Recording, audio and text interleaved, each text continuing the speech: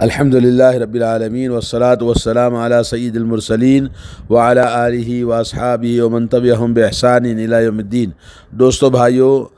آج ہمارے سامنے ابھی ذی الحجہ کی 6 تاریخ ہو گئی ہے اور انشاءاللہ العزیز 2 دن کے بعد میں یوم عرفہ کا دن آئے گا، 9 ذی الحجہ۔ 9 ذی الحجہ کے اندر جس میں تمام حجاج کرام اللہ رب العالمین کی بارگاہ میں عرفات کے میدان میں جمع ہوتے ہیں، اور نبی کریم صلی اللہ علیہ وسلم نے یہ فرمایا، جیسا کہ حدیث میں آتا، حضرت عمر بن شعیب رضی اللہ تعالیٰ عنہ اپنے باپ شعیب سے، شعیب اپنے دادا سے، حضرت عبداللہ بن عمر بن عاص رضی اللہ تعالیٰ عنہ سے روایت کرتے ہیں کہ نبی کریم صلی اللہ علیہ وسلم نے فرمایا، بہترین دعا عرفے کے دن کی دعا ہے، اور بہترین کلمات جو میں نے کہے اور مجھ سے پہلے تمام پیغمبروں نے، انبیاء نے جو دعا مانگی ہے، وہ دعا ہے کہ لا الہ الا اللہ وحدہ لا شریک لہ لہ الملک و لہ الحمد وہو علی کل شیء قدیر۔ اس دعا کو اللہ کے نبی صلی اللہ علیہ وسلم نے فرمایا، میں اور مجھ سے پہلے تمام نبیوں نے اس دعا کو مانگا ہے، اور اس میں ترمذی نے روایت کیا۔ اور یوم عرفہ کا دن، جس دن حجاج اکرام اللہ رب العالمین کی بارگاہ میں دعا زاری اور اللہ کی بارگاہ میں دعاؤں میں مشغول رہتے ہیں، حضرت عائشہ رضی اللہ تعالی عنہ فرماتی ہیں، ان رسول اللہ صلی اللہ علیہ وسلم قال ما من يوم اکثر من ان يعتق اللہ فیہ عبدا من النار من یوم عرفہ وإنه ليدنو ثم يباهي بهم الملائکہ فيقول ما اراد هؤلاء، رواہ مسلم۔ فرمایا رسول اللہ صلی اللہ علیہ وسلم نے، عرفے کے علاوہ کوئی دن ایسا نہیں جس میں اللہ تعالیٰ کثرت سے بندوں کو آگ سے، جہنم سے آزاد کر دے۔ اس روز اللہ تعالیٰ اپنے بندوں کو بہت ہی قریب ہوتا ہے اور قریب سے ان کا مشاہدہ کرتا ہے، اور فرشتوں کے سامنے ان حاجیوں کے وجہ سے فخر کرتا ہے، اور فرشتوں سے پوچھتا ہے، ذرا بتاؤ تو صحیح یہ لوگ مجھ سے کیا چاہتے ہیں۔ صحیح مسلم کی روایت ہے، اور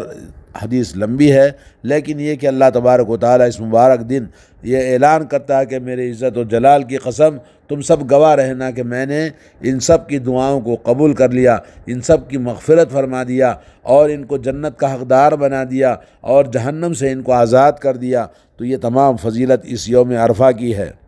حاجیوں کے لیے یوم عرفہ کے دن حجاج کا عبادت میں، اللہ رب العالمین کی بارگاہ میں مشغول ہونے کی وجہ سے ان کے لیے عرفہ کا روزہ نہیں ہے، لیکن حجاج کرام کی اس عظیم الشان عبادت کے بدلے میں اللہ رب العالمین نے سارے مسلمانوں کو جو اس دن اللہ تعالیٰ کی بارگاہ میں روزہ رکھنے کا حکم ہے۔ حضرت عقبہ بن عامر رضی اللہ تعالیٰ عنہ کہتے ہیں، ان رسول اللہ صلی اللہ علیہ وسلم قال ان یوم عرفۃ یوم النحر و ایام التشریق عیدنا اہل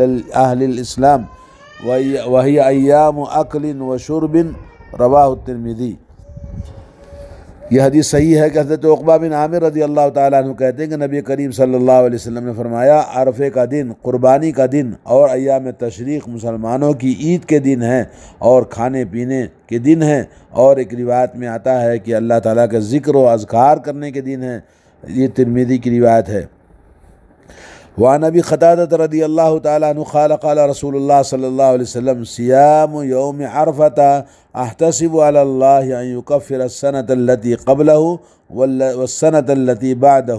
وصیام یوم عاشوراء احتسب علی اللہ ان یکفر السنۃ التي قبلہ، رواہ مسلم۔ صحیح مسلم کی حدیث میں حضرت ابو قتادہ رضی اللہ تعالیٰ عنہ سے روایت ہے، کہتے ہیں کہ رسول اللہ صلی اللہ علیہ وسلم نے فرمایا، یوم عرفہ کا روزے کا ثواب کے بارے میں اللہ تعالیٰ سے امید رکھتا ہوں کہ وہ اس کے ذریعے گزشتہ 1 سال اور آنے والے 1 سال کے صغیرہ گناہوں کو اللہ تعالیٰ معاف فرما دے گا، اور یوم عاشوراء 10 محرم کے روزے کے ثواب کے بارے میں اللہ تعالیٰ سے امید رکھتا ہوں کہ 1 سال گزشتہ کے گناہوں کو اللہ تعالیٰ معاف فرما دے گا۔ صحیح مسلم کی حدیث ہے۔ اب یہاں پر ایک مسئلہ اور یہ ہے کہ یوم عرفہ کا روزہ جو لوگ عرب ملکوں کے اندر ہیں، جن کا مطالع اور مغارب یعنی غروب اور آفتاب کے جو اوقات ہیں تقریباً قریب ہیں، تو وہ لوگ سب ایک ہی چاند کے فالو کرتے ہیں، جیسے عرب ممالک خلیج ہے اور مصر وغیرہ، سوڈان، تو یہ لوگ یوم عرفہ کا روزہ اسی دن روزہ رکھیں گے جس دن حجاج اکرام عرفات کے میدان میں اکٹھے ہوتے ہیں۔ تو اس سلسلے میں علماء کی رائے ان ملکوں میں جہاں لوگ یوم عرفہ کے دن ان کے یہاں تاریخ بدل جاتی ہے مطالعے کے بدلنے کی وجہ سے، جیسے نبی کریم صلی اللہ علیہ وسلم نے فرمایا کہ صوموا لرؤیتہ وافطروا لرؤیتہ، کہ رویت کے ہلال کے حساب سے آپ روزہ رکھیں اور رویت ہلال کے حساب سے آپ روزہ چھوڑیں۔ تو کسی ملک کا چاند ساری دنیا کے لیے ایک ہی مانا جائے گا یا ایک ہی الگ الگ چاند مانا جائے گا؟ تو اس سلسلے میں آپ کو دونوں اقوال علماء کے درمیان موجود ہیں۔ کچھ لوگوں نے کہا کہ یوم عرفہ کا روزہ اسی دن روزہ رکھنا چاہیے جس دن حجاج اکرام اللہ رب العالمین کی بارگاہ میں عرفات کے میدان میں جمع ہوتے ہیں، اور اس دن کو جس دن کے دعائیں کی جاتی ہیں اللہ رب العالمین کی بارگاہ میں اور حجاج اکرام جمع ہوتے ہیں، وہی 9 تاریخ کا روزہ جو عرفات کا روزہ ہوتا ہے وہ سب کے لیے، ساری دنیا کے لیے روزہ رکھنا چاہیے۔ اور علماء سعودی عرب کی کمیٹی کا جو فتویٰ ہے، فتویٰ اللجنہ الدائمہ للبحوث العلمیہ والافتاء،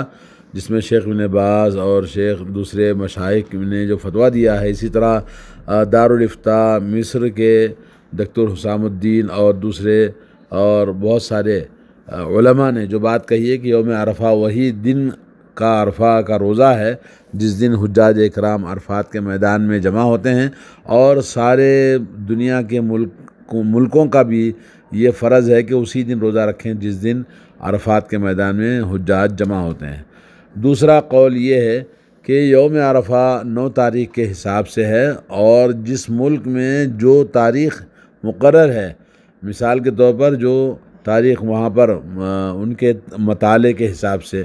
9 تاریخ کا دن ہے تو 9 تاریخ کا روزہ رکھے، وہ یوم عرفہ کا روزہ شمار کیا جائے گا۔ اور ہر ملک کا الگ الگ رویت ہلال کا حساب الگ ہے، اور اس کو بعض یورپی ممالک ہیں یا ساؤتھ ایشیا کے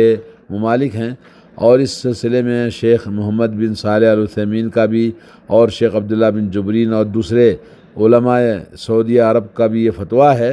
کہ جو جہاں پر جس طرح تاریخ کے حساب سے 9 تاریخ پڑتی ہے اس دن روزہ رکھے۔ تو یہ دونوں الگ الگ اقوال ہیں علماء کے، لیکن یہ کہ کیونکہ یہ پورے 9 دن روزے کی فضیلت کے دن ہیں، تو اس لیے ہمیں چاہیے کہ ہمارے ملک میں جس دن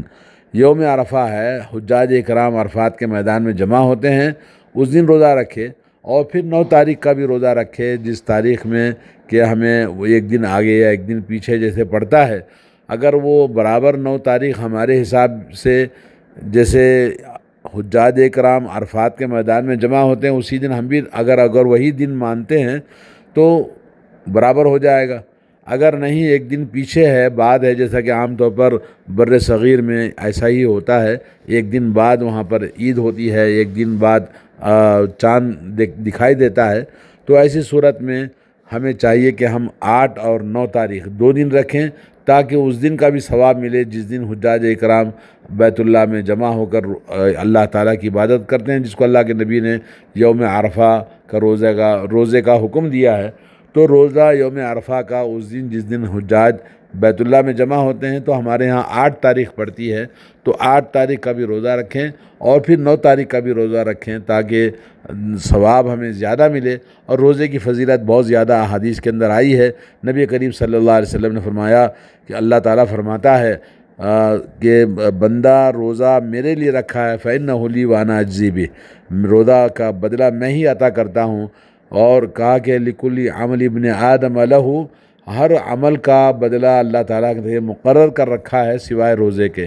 تو روزے کا اجر و ثواب بہت زیادہ ہے، اس لیے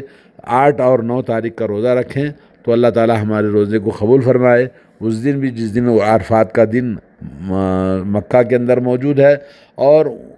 9 تاریخ کے حساب سے ہمارا یوم عرفہ کا دن پڑتا ہے، تو اس دن بھی ہم روزہ رکھیں۔ اللہ تعالیٰ ہم سب کو توفیق عطا فرمائے۔ وصلی اللہ علی نبینا محمد وعلی آلہ وصحبہ اجمعین۔